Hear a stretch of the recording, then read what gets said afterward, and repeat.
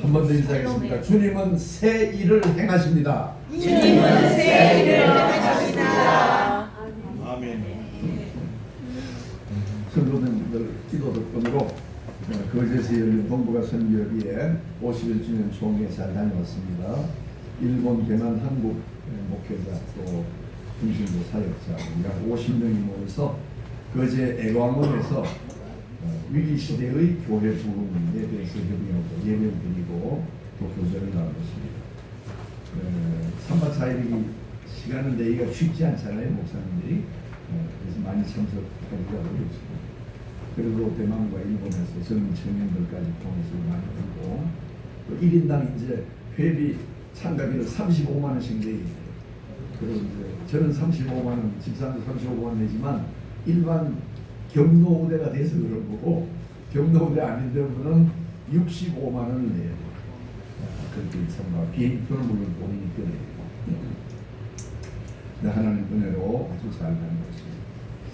수요일에는 장승포 교회에서 계획을 드렸는데 제가 기도 순서를 맡았고요.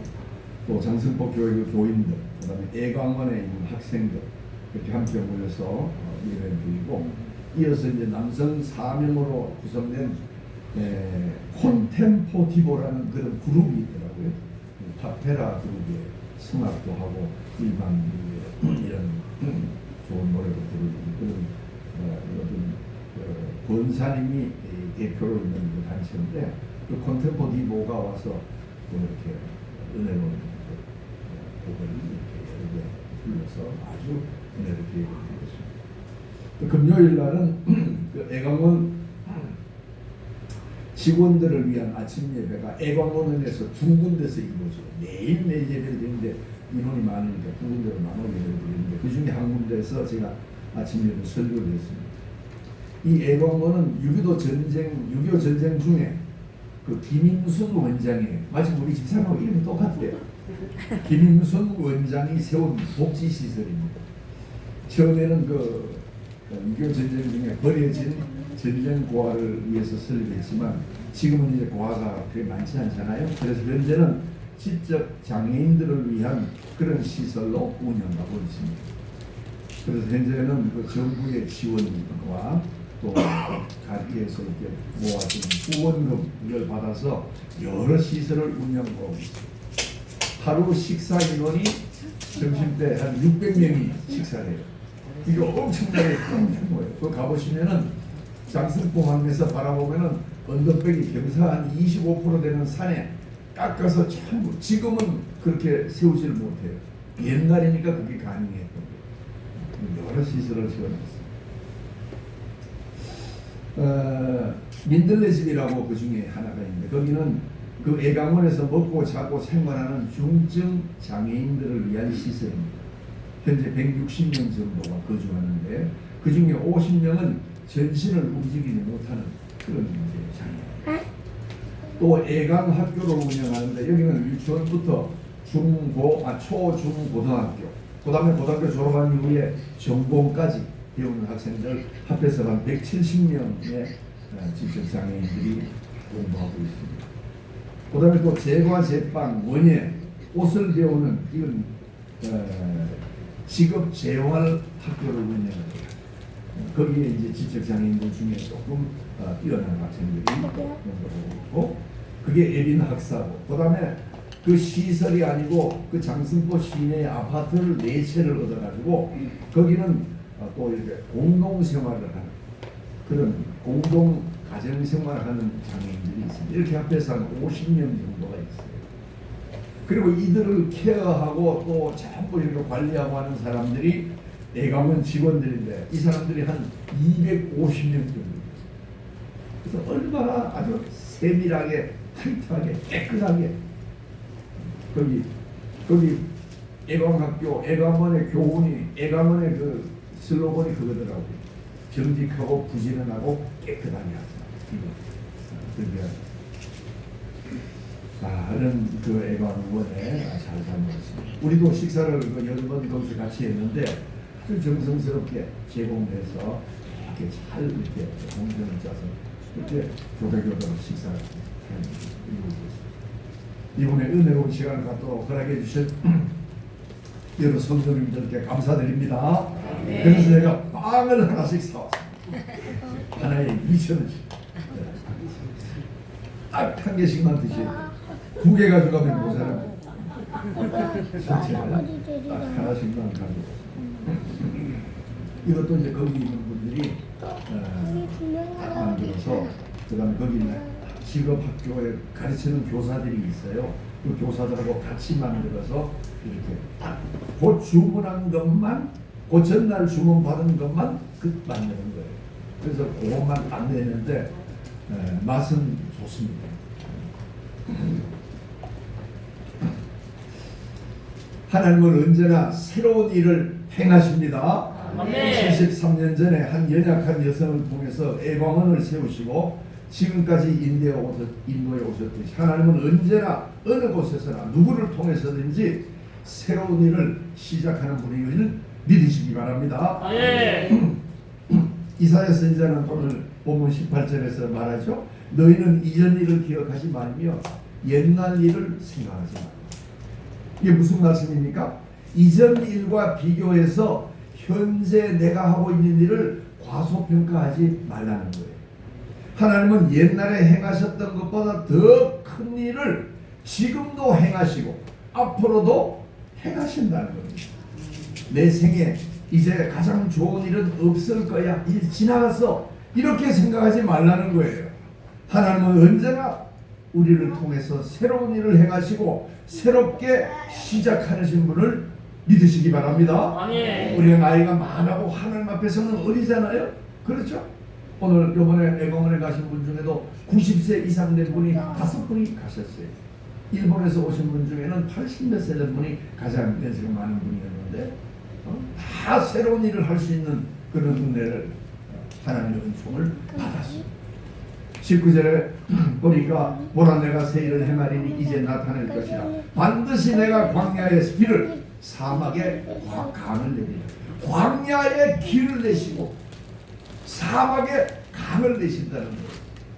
하나님은 바벨론의 포로로 잡혀가지고 70년을 생활하는 이스라엘 백성, 이제는 아무 희망도 없다고 하는 그 이스라엘 백성에게 약속을 하셨어요. 포로 생활에서 건질 뿐만 아니고 안전하고 편안하게 고향 예루살렘으로 인도할 것을 약속해 주셨습니다.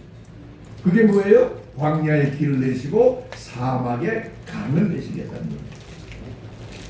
그렇게 해서 예루살렘으로 돌아오는 백성들이 그 사막과 그런 광야를 지날 때 메마른 땅에 물이 흐르게 하시는데 백성뿐만 아니라 들짐승도 마시게 할 정도로 풍성하게 물을 대실 것을 약속해 주셨어요.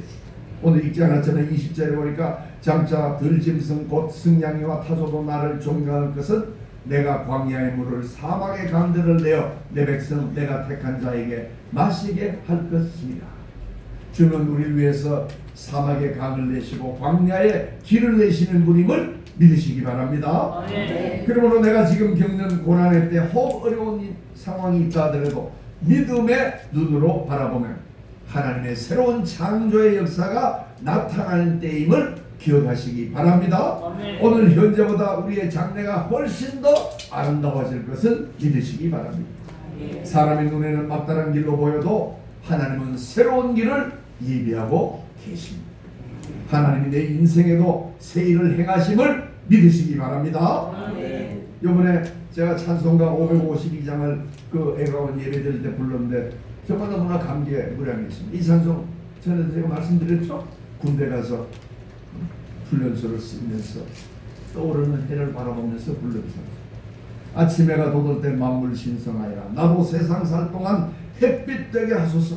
주여 나를 도우사 세월 허송 않고서 어두운 세상 지날 때 햇빛 되게 하소서. 젊을 때만 그런 게 아니고 젊을 때는 물론 세월이 더 길지만 우리가 나이 들어 살아가는 하루하루의 삶도 우리를 통해서 우리가 주님을 믿고 주님의 도우심을 사모하며 살아가면 하나님이 우리를 햇빛으로 살게 해주시는 줄 믿습니다. 아멘. 그럼 우리가 어떻게 살아야 되겠습니까? 오늘 우리가 읽었던 사도행전의 그 초대교회의 모습이 나타납니다. 그 성도들의 모습을 따라서 우리가 살면 됩니다. 그들이 사도의 가르침을 받아 서로 교제하고 떡을 떼며 기도하기를 힘쓰니라. 날마다 마음을 같이하여 성전에 모이기를 힘쓰고 집에서 떡을 떼며 기쁨과 순전한 마음으로 음식을 먹고 하나님을 찬미하며 온 백성에게 칭송을 받으니 주께서 구원받은 사람을 날마다 더하시거라. 초대교회의 모습은 어떤 특별한 생활 전략이나 계획이 있던 게 아니에요. 그 신앙생활의 기본에 충실한 것이 바로 초대교회의 모습입니다. 말씀을 아멘으로 받고 함께 교제하면서 함께 나누고 기도하는 생활, 이것이 가장 기본적인 생활이죠. 이렇게 살아갈 때 주님께서 새 일을 행하시고 우리의 삶을 축복하시고 교회를 신장시켜 주시는 줄 믿습니다. 아멘. 그러므로 그리스도 예수 안에서 우리 한 사람 한 사람이 참된 믿음의 사람으로 살아가야 합니다. 이렇게 될 때 온 공동체가 온전하고 든든해지고 가정이 든든해지고 그리고 우리 한 사람 한 사람이 주의 복음을 전파하게 될 줄 믿습니다. 아멘. 사실 우리가 이렇게 함께 예배드리는 게 이게 하나님의 은혜입니다. 서로가 많은 차이가 있잖아요. 서로 생각이 다릅니다. 그렇죠? 그럼에도 불구하고 같은 믿음 안에서 교제를 나누고 서로 이해하고 서로 배우고 격려하고 위해서 기도합니다. 어느 교회에 고통이 있으면 그것이 우리의 기도가 되고 또 어느 한 교회가 또 잘된 일이 있고 기뻐하면은 그것이 바로 우리의 기쁨이 되고 소망이 되는 줄 믿습니다. 그러면 우리는 교회의 원래의 모습으로 돌아가면 됩니다.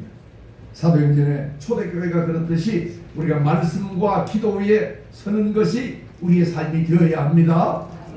그래서 우리가 지혜롭게 또 열심히 생활하는 것도 필요하지만 그 이상으로 하나님께서 일하심을 믿는 믿음이 있어야 합니다. 하나님이 반드시 나를 위해서 일하신다는 거예요. 내가 사막에 어려움이 고통이 있을 때, 내가 광야의 길을 걸을 때 하나님께서 나와 함께 하셔서 강을 내시고 길을 내 주십니다. 주님은 지금도 살아계셔서 새 일을 행하시고 새롭게 시작하도록 역사하십니다. 우리가 두려움이 아니라 믿음으로 걸어갈 때 주님은 우리의 생각을 뛰어넘는 그런 방법으로 우리의 길을 열어주시고 인도해 주심을 믿으시기 바랍니다. 아멘. 새 일은 그러므로 성령의 부르심을 따라 사는 것로부터 시작합니다. 성령의 세미한 내게 들려주시는 음성을 들어야 되는 거예요.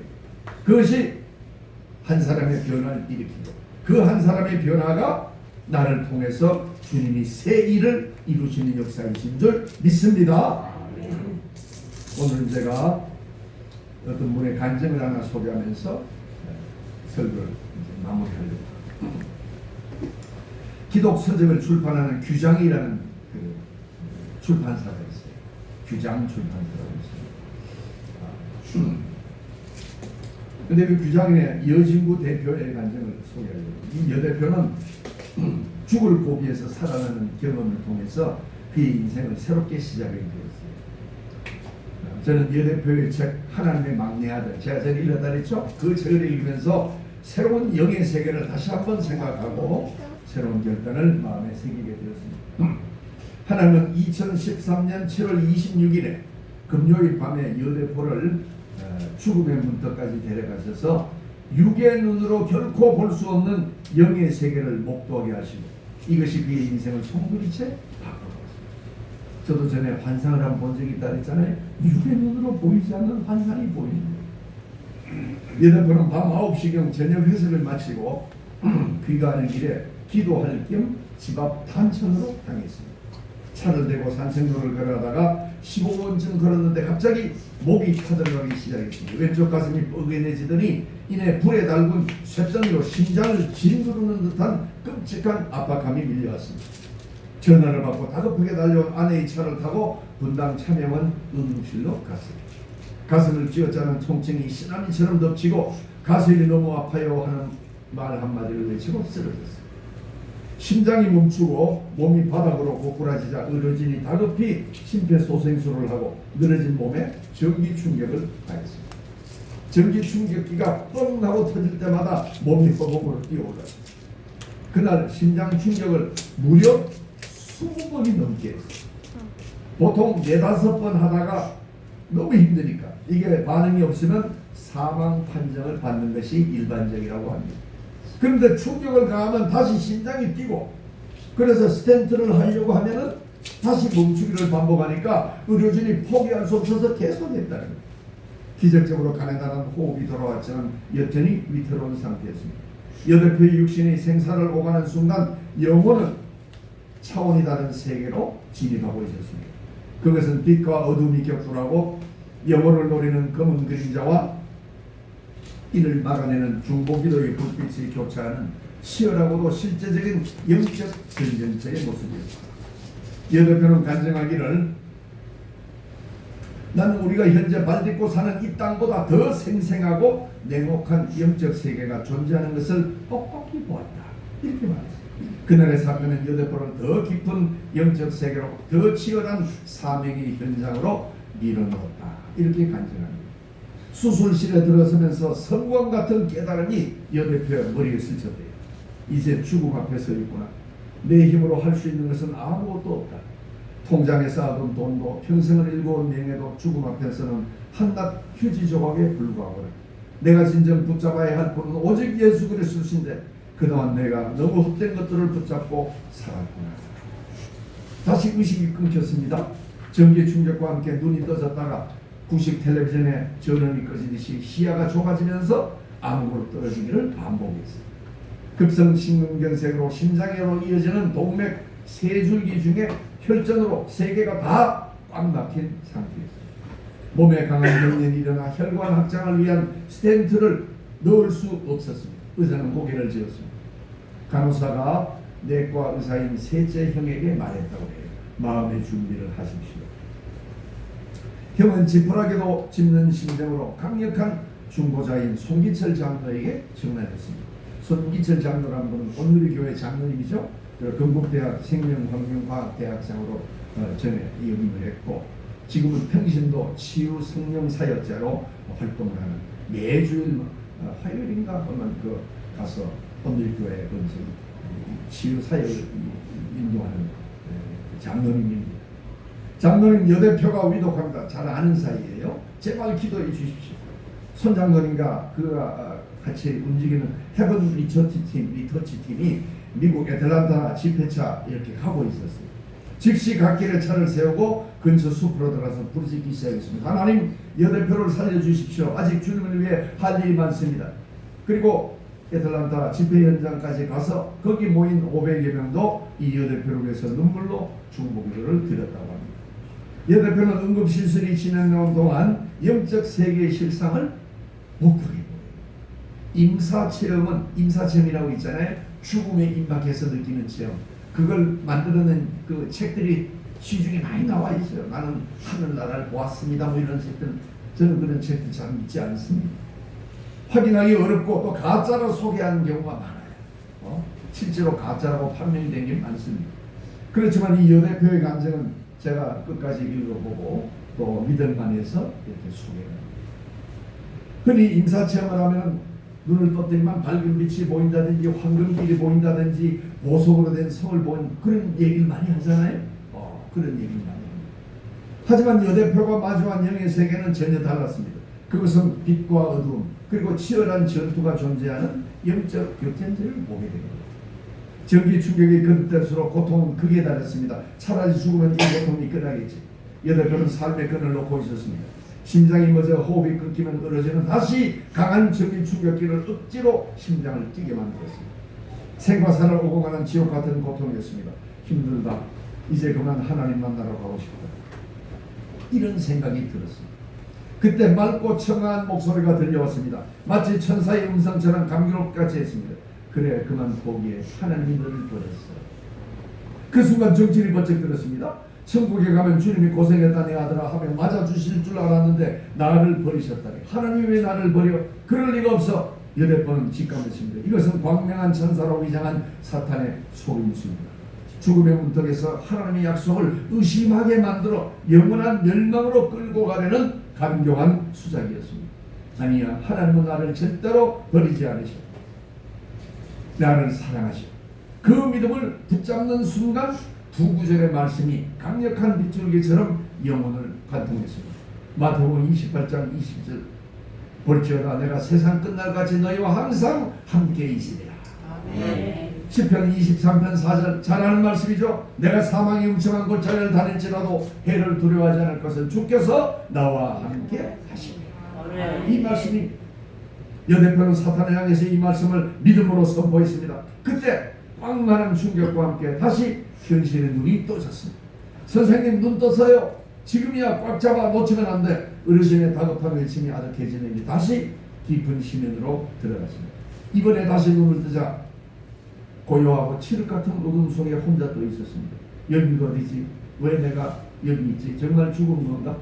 그때 저 멀리서 검은 영들이 스멀스멀 다가오는 게 보였습니다. 무방비 상태인 여덟 영혼을 노리고 있었습니다. 그 순간 반대편에서 번개 같은 빛이 번쩍하더니 검은 영들의 뒤통수를 가격했습니다. 빛에 맞은 영들은 비명도 없이 터져버렸습니다. 그것은 중보기도임을 직감했습니다. 수술실 밖에서 그리고 지구 반대편에서 여덟 표를 위해서 쏘아올린 기도의 화살들이었습니다. 하지만 적의 숫자는 압도적이었습니다. 수만 마리의 검은 영이 몰려왔습니다. 중보기도만으로 역부족이었습니다. 이제 여덟 표도 평소 훈련한 대로 예수의 이름을 선포하기 시작했습니다. 예수 그리스도 이름으로 명하노니 더러운 영들은 떠날지어다.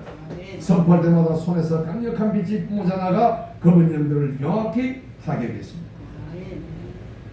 대적기도와 중보기도가 협공을 이루어 검은 영들을 물리쳐 나갔습니다.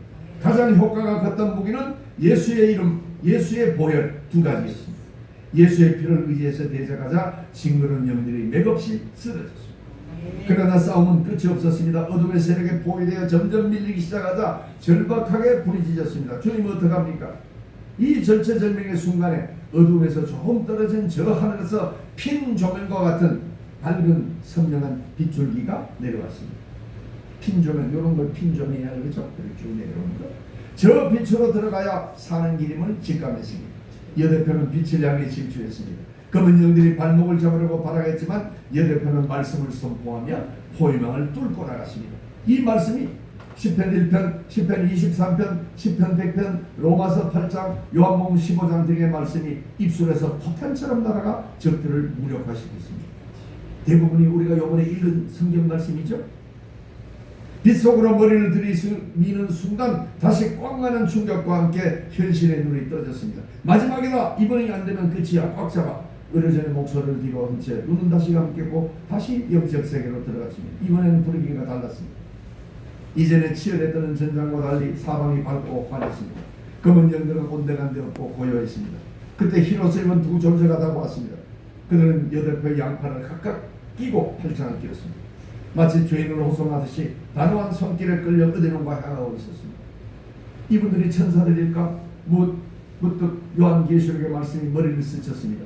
또 내가 크고 흰 보좌와 그 위에 앉으신 이를 보니 죽은 자들이 자기 행위를 따라 책들에 기록된 대로 심판을 받으니 누구든지 생명책에 기록되지 못한 자는 불못에 던지지. 지금 하나님의 보좌 심판대 앞에 가는구나. 죽음을 실감하자 마음의 몫이 분주해졌습니다. 로마서 14장에 있는 말씀이 떠나서 우리가 다 하나님의 심판대 앞에 서리니 모든 혀가 하나님께 자백하니. 여대표는 마음속으로 자신의 공적을 작성했습니다.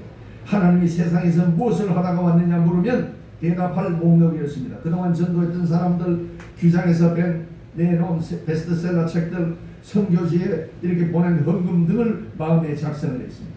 저 멀리 언덕이 보였습니다. 저기만 넘으면 영광의 보좌에 앉으신 하나님과 우편에 앉으신 예수님 그리고 허다한 증인이 기다리고 있을 것 같았습니다. 순간 불안이 엄습했습니다. 하나님이 다른 걸 물어보시면 어떨까? 그래서 옆에 인도하는 존재들을 쳐다보며 조심스럽게 물었습니다. 지금 우리가 하나님의 보좌 앞으로 가는 중이지요? 하나님이 무엇을 모시는지 물어보시는지 힌트라도 좀 알려주세요. 그러자 오른쪽에 있던 존재가 옅은 미소가 번지는 모습으로 걸음을 멈추더니 장엄한 목소리로 대답했습니다. 물었습니다. 정말 알고 싶으냐? 가르쳐주마.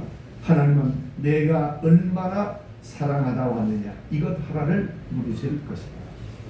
순간 멍해졌습니다. 얼마나 사랑하다 왔느냐는 한 번도 예상하지 못한 질문이었습니다. 언덕을 오르는 발걸음이 무거워졌습니다. 도저히 자신이 없었습니다. 사랑했지만 그것은 나와 친한 사람, 내게 잘해주는 사람, 내 말을 잘 듣는 사람만을 골라 베푼 사랑이었습니다.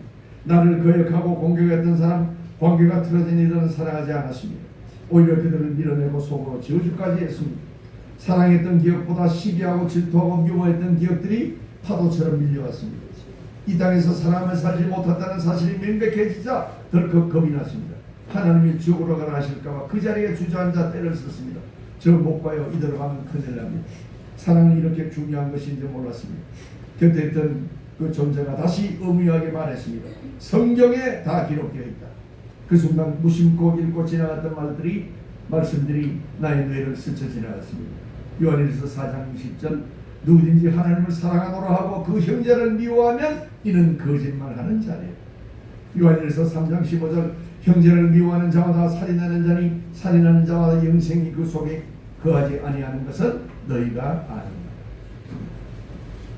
변명의 여지가 없었습니다. 여 대표는 바닥을 치며 울부짖었습니다.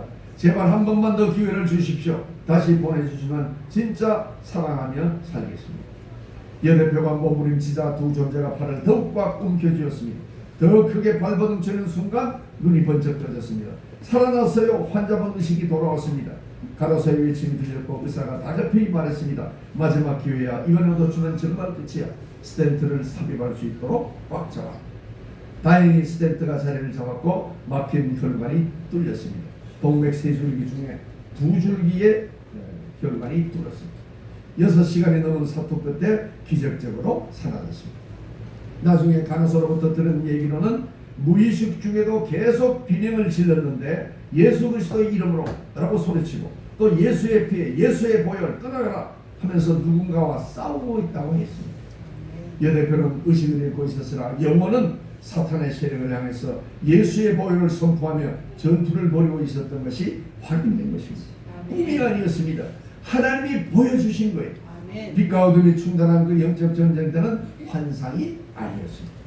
이날을 기점으로 여 대표의 삶의 목적은 달라졌습니다. 다시 뛰기 시작한 심장은 이제 내 것이 아니라 호흡이 닿는 날까지 나를 덤으로 얻은 시간을 오직 주님의 뜻을 흘려보내는 것이라고 고백했습니다. 아멘. 우리의 삶을 우리가 다시 한번 돌아보시기 바랍니다. 아멘. 이렇게 똑같이 나에게 하나님이 행하시고 하나님이 경험을 주시고 체험을 주시진 않지요. 다양하게 어떤 사람은 이것을 견뎌낼 만한 믿음이 있을 땐 이런 믿음도 주시고 이런 체험도 하게 하시고 이걸 견딜 수 없는 그런 사람에는 그보다 더 얕은 체험도 하게 하시고 또 다른 경험도 하게 하시고 그 마음에 확신을 주시고 여러 가지 방법으로 주는 우리의 수준에 믿음의 수준에 맞게 역사해 주십니다. 그러므로 우리가 염려할 것은 없습니다. 우리 예수 그리스도를 믿는 사람에게는 이미 죽음에서 생명으로 옮겼다고 로마서에 말씀하고 있습니다. 주님은 나를 통해 새 일을 행하시기를 기대하고 있습니다. 우리가 그냥 옛날에 머물러 있으면 안 됩니다. 주님이 주신 기회를 바르게 사용해야 됩니다. 주님이 주신 생명, 시간, 물질, 건강, 주님의 사명을 감당하시는데 주님이 기뻐하는 삶으로 사용하시기 바랍니다. 아멘. 내가 떠오르는 나의 죄를 주님께 회개하고 주님이 기뻐하시는 삶으로 나아가시기 바랍니다. 어떤 사람은 오랜 세월이 남고 어떤 사람은 짧은 세월이 남았습니다. 어떤 일이 일어날지 알 수 없습니다. 그러나 주님은 내게 새 일을 새로운 시작을 하도록 그렇게 이루기를 원하십니다. 그 주님의 음성을 들으시기를 바랍니다.